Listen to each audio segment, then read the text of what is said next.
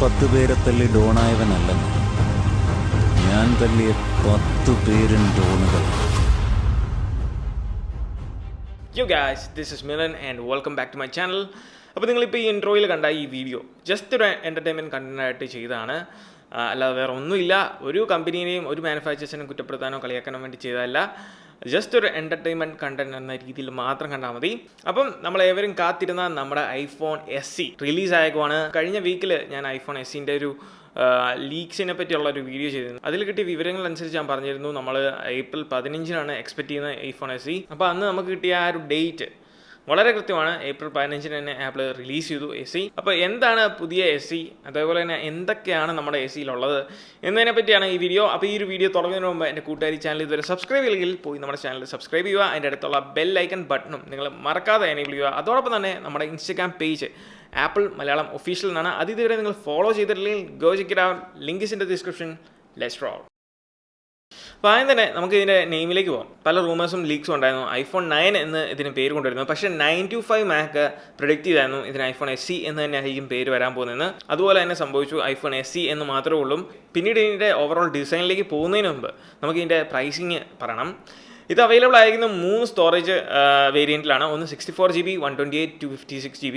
അതേപോലെ തന്നെ ഇതിൻ്റെ പ്രൈസിങ് സ്റ്റാർട്ട് ചെയ്യുന്നത് $399 ആണ്. $399 സ്ട്രേറ്റ് നമ്മുടെ ഇന്ത്യൻ മണിയിലേക്ക് കൺവേർട്ട് ചെയ്യുമ്പം അത് ഏകദേശം 30,000 രൂപയ്ക്ക് അടുത്ത് വരും. പക്ഷേ ഇന്ത്യയിൽ ഈ ഒരു പ്രൈസിന് ഈ ഒരു ഡിവൈസ് അവൈലബിൾ ആകത്തില്ല. കാരണം ഇവിടുത്തെ GST അതോടൊപ്പം തന്നെ ഇമ്പോർട്ട് ടാക്സ് ഇതെല്ലാം കൂടെ ചേർത്ത് ഒരു ഏകദേശം 35 to 40K വരും. പക്ഷേ എന്തെങ്കിലും അത്ഭുതങ്ങൾ സംഭവിച്ച് 35K താഴെ വരുവാണെങ്കിൽ that will be A great deal. പിന്നീട് ഇതിൻ്റെ ഡിസൈൻ വൈസിലേക്ക് പോകുകയാണെങ്കിൽ നമ്മൾ ഐഫോൺ 8 കണ്ടുകൊണ്ടിരുന്ന ആ സെയിം ഷാസി തന്നെയാണ് ഐഫോൺ SEക്കും ആപ്പിൾ ഉപയോഗിച്ചിരിക്കുന്നത്. ആകെ വ്യത്യാസം കൊണ്ടുവന്നിരിക്കുന്നത് 3 കളർ സ്കീമാണ്. ഒന്ന് റെഡ്, വൈറ്റ് ആൻഡ് ബ്ലാക്ക്. ഈ ഒരു 3 കളർ വേരിയന്റിലാണ് ഐഫോൺ SE അവൈലബിൾ. പക്ഷേ ഇത്തവണയും നമ്മൾ കഴിഞ്ഞ തവണ ഐഫോൺ 11 ഇറങ്ങിയപ്പോൾ നമ്മൾ കണ്ടായിരുന്നു ആപ്പിൾ ഇറക്കിയതിൻ്റെ കൂടെ തന്നെ പ്രൊഡക്റ്റ് ആയിട്ട് ഐഫോൺ അവർ റിലീസ് ചെയ്തു. പിന്നീട് പറയാനുള്ള ഇതിൻ്റെ സ്ക്രീൻ ടു ബോഡി റേഷ്യോ ആണ്. 4.7 ഇഞ്ചസ് ബോഡി റേഷ്യോ ആണുള്ളത്. ഇതിന് പ്ലസ് വേരിയൻ്റ് ഒന്നും തന്നെ ഇല്ല. ആ ഒരൊറ്റ വേരിയൻറ്റിലാണ് ഇപ്പോൾ ഇറങ്ങിയേക്കുന്നത്. 4.7 ഇഞ്ചിൻ്റെ ഐഫോൺ SE എന്ന് മാത്രമേ ഉള്ളൂ. പിന്നീട് ഇതിൻ്റെ ഡിസ്പ്ലേനെ പറ്റി പറയുകയാണെങ്കിൽ Retina HD IPS ഡിസ്പ്ലേ ആണ് ഇതിലും കിട്ടിയേക്കുന്നത്. നമ്മുടെ സെയിം ഐഫോൺ 8 കണ്ടുവരുന്ന ആ സെയിം ഫ്രണ്ട് പാനൽ തന്നെയാണ് ഇതിനും കൊടുത്തേക്കുന്നത്. അതിൻ്റെ ഉദാഹരണമായിട്ടാണ് അതിൻ്റെ ക്യാമറ എന്ന് പറയുന്നത് 7 മെഗാപിക്സലാണ്. ആ ഒരു സെയിം 7 മെഗാപിക്സലായിരുന്നു നമ്മുടെ ഐഫോൺ 8 ഉണ്ടായിരുന്നത്. അതോടൊപ്പം തന്നെ ഫ്രണ്ട് പാനലിനെ പറ്റി പറയുമ്പോൾ എടുത്തു പറയേണ്ട മറ്റൊരു കാര്യമാണ് നമ്മുടെ ടച്ച് ID. അതാണ് ഇതിൻ്റെ സെക്യൂരിറ്റി. ആപ്പിളിൻ്റെ ലൈനപ്പിലെ ടച്ച് IDകളെ വെച്ച് നോക്കുമ്പോൾ ഏറ്റവും ഫാസ്റ്റർ ടച്ച് ID തന്നെയാണ് ഇപ്പോൾ ഉള്ളത്. അതോടൊപ്പം തന്നെ ചെറിയൊരു മാറ്റം ഡിസ്പ്ലേയിൽ കൊണ്ടുവന്നിരിക്കുന്നത് 625 നിറ്റ്സ് ബ്രൈറ്റ്നസ് ഉണ്ട് പുതിയ ഡിസ്പ്ലേയിൽ. അതോടൊപ്പം തന്നെ അതൊരു ട്രൂ ടോൺ ഡിസ്പ്ലേ ആണ്. അതേപോലെ P3 വൈറ്റ് കളർ ഗാമറ്റ് സപ്പോർട്ടഡും ആണ്. പിന്നീട് ഇതിൻ്റെ തലച്ചോറിനെ പറ്റി പറയുകയാണെങ്കിൽ ദ ബ്രെയിൻ അല്ലെങ്കിൽ chip of the iPhone SE എന്ന് പറയുന്നത് A13 ആണ് ഇതിനെ പവർ ചെയ്യുന്നത്. നമുക്കറിയാം A13 ഐഫോൺ 11, 11 Pro മാക്സിൽ വരുന്ന ആ സെയിം പായമ്പുലി തന്നെയാണ് ഇതിലും വന്നിരിക്കുന്നത്. പിന്നീട് ഇതിൻ്റെ വാട്ടർ ആൻഡ് ഡസ്റ്റ് റെസിസ്റ്റൻസിനെ പറ്റി പറയുകയാണെങ്കിൽ ഇത് IP67 റേറ്റഡ് ആണ്. അതായത് ഏകദേശം നമുക്ക് അരമണിക്കൂർ 1 മീറ്റർ വെള്ളത്തിൽ അല്ലെങ്കിൽ 1 മീറ്റർ ഡെപ്തിൽ കടന്നാലും കുഴപ്പമൊന്നുമില്ല. പിന്നീട് ഇതിൻ്റെ ബാക്കിലേക്ക് പോകുകയാണെങ്കിൽ ആ ഒരു സെയിം ക്ലോസി ഗ്ലാസ് ഫിനിഷുള്ള ബാക്ക് പാനൽ തന്നെയാണ് ഇതിലും ഉള്ളത്.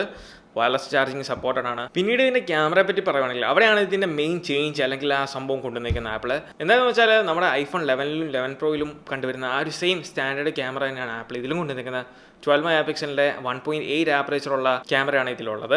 അതോടൊപ്പം തന്നെ ഇതിൽ ഡെഡിക്കേറ്റഡ് ആയിട്ടുള്ള ഒരു പോർട്രേറ്റ് മോഡ് ഉണ്ട്. അതിൽ നമുക്ക് 6 പോർട്രേറ്റ് ലൈറ്റിംഗ് എഫക്റ്റുകൾ അവൈലബിൾ ആണ്. അതോടൊപ്പം തന്നെ നമുക്ക് സോഫ്റ്റ്വെയർ വൈസിൽ advance bokeh and depth control സപ്പോർട്ടും ഇതിലുണ്ട്. പോർട്രേറ്റ് മോഡിനെ പറ്റി പറയുമ്പോൾ ബാക്ക് ക്യാമിൽ മാത്രമല്ല ഫ്രണ്ട് ക്യാമിലും ഈ ഒരു പോർട്രേറ്റ് മോഡ് 6 ഡിഫറെൻറ്റ് ടൈപ്പിലുള്ള പുതിയ എഫക്ട്സ് എല്ലാം കൂടെ ഇൻക്ലൂഡ് ചെയ്ത് ഫ്രണ്ട് ക്യാമറയിലും ആപ്പിൾ ഇംപ്ലിമെൻറ്റ് ചെയ്തിട്ടുണ്ട്.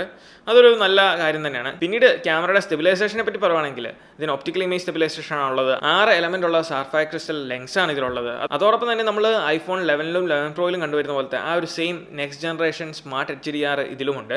കാരണം എന്താണെന്ന് വെച്ചാൽ A13 ആണ് ഇതിനെ പവർ ചെയ്യുന്നത്. അതുകൊണ്ട് തന്നെ നമുക്ക് ഈ ഒരു ഫീച്ചേഴ്സ് എല്ലാം തന്നെ അവൈലബിൾ ആണ്. പിന്നീട് ഇതിൻ്റെ വീഡിയോയിലേക്ക് വരുമ്പോൾ നമുക്കറിയാം എല്ലാ ഐഫോൺ 6s മുതൽ അങ്ങോട്ടുള്ള എല്ലാ ഡിവൈസുകളിലും നമുക്ക് 4K സപ്പോർട്ടാണ്. ഇതിലും 1080p 4K up to 60 frames per second സപ്പോർട്ടാണ്. പിന്നീട് വീഡിയോയിലുണ്ടായ ചെറിയ വ്യത്യാസം എന്ന് പറഞ്ഞാൽ നമ്മൾ ഐഫോൺ 11-ലും 11 Proയിലും കണ്ടുവരുന്ന പോലത്തെ ക്വിക്കായിട്ട് വീഡിയോ എടുക്കാൻ പറ്റുന്ന ആ ഒരു ഓപ്ഷൻ. അതായത് നമ്മളിപ്പം ഫോട്ടോ മോഡിലാണെങ്കിലും ആ ഒരു ഷട്ടർ ബട്ടൺ ഹോൾഡ് ചെയ്ത് പിടിക്കുകയാണെങ്കിൽ ക്വിക്കായിട്ട് വീഡിയോയിലേക്ക് നമുക്ക് ആക്സസ് ചെയ്യാൻ പറ്റും.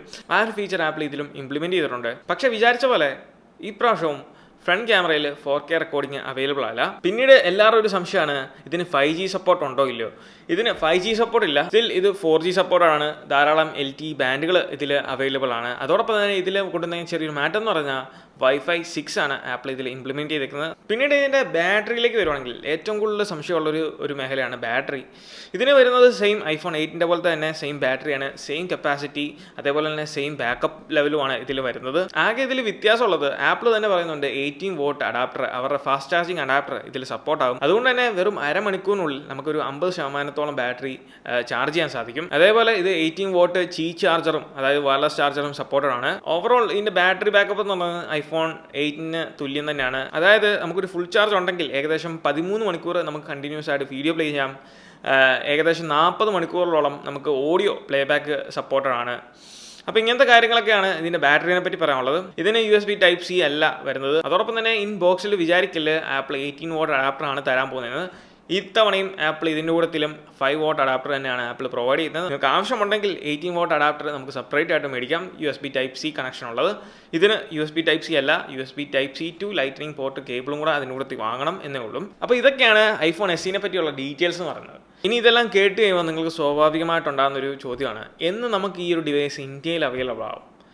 ആപ്പിൾ പറഞ്ഞ അനുസരിച്ച് ആപ്പിൾ ഇത് 17-ാം തീയതി പ്രീ ബുക്കിംഗ് സ്റ്റാർട്ട് ചെയ്യും US-ൽ. അതിനുശേഷം ഈ മാസം 24 തന്നെ ആപ്പിൾ ഷിപ്പിംഗ് സ്റ്റാർട്ട് ചെയ്യും.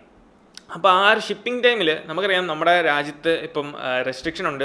അന്നെങ്കിൽ നമുക്ക് മെയ് 3 കഴിയുമ്പം ഇതിനെപ്പറ്റി ഒരു ഇൻഫർമേഷൻ കിട്ടും. അതല്ലെങ്കിൽ നമുക്കറിയാം ഈ 20-ാം തീയതി കഴിയുമ്പം നമ്മുടെ ഗവൺമെൻറ് പല കാര്യത്തിനും ചെറിയ അയവുകൾ കൊടുത്തിട്ടുണ്ട്. അതുകൊണ്ട് തന്നെ ആ രീതിയിൽ എങ്ങാനും വരുവാണെങ്കിൽ തീർച്ചയായിട്ടും ഈ ഒരു മാസം അവസാനം അല്ലെങ്കിൽ അടുത്ത മാസം ആദ്യത്തോടെ തന്നെ നമുക്ക് ഇന്ത്യയിലും കാര്യങ്ങളൊക്കെ അവൈലബിൾ ആയി തുടങ്ങും. അപ്പം ഇതൊക്കെയാണ് നമ്മുടെ ഐഫോൺ SEനെ പറ്റിയുള്ളത്. അപ്പോൾ ഈ ഒരു വീഡിയോ നിങ്ങൾക്ക് ഇഷ്ടമായെന്ന് വിചാരിക്കുന്നു. ഈ വീഡിയോ ഇഷ്ടമായാൽ തീർച്ചയായിട്ടും പോയി നമ്മുടെ ലൈക്ക് ബട്ടൺ സ്മാഷ് ചെയ്യുക. ഇതുവരെ നമ്മുടെ ചാനൽ സബ്സ്ക്രൈബ് ചെയ്തില്ലെങ്കിൽ പോയി നമ്മുടെ ചാനൽ സബ്സ്ക്രൈബ് ചെയ്യുക. അതോടൊപ്പം തന്നെ ആ ബെല്ലൈക്കൺ ബട്ടൺ എനേബിൾ ചെയ്യുക.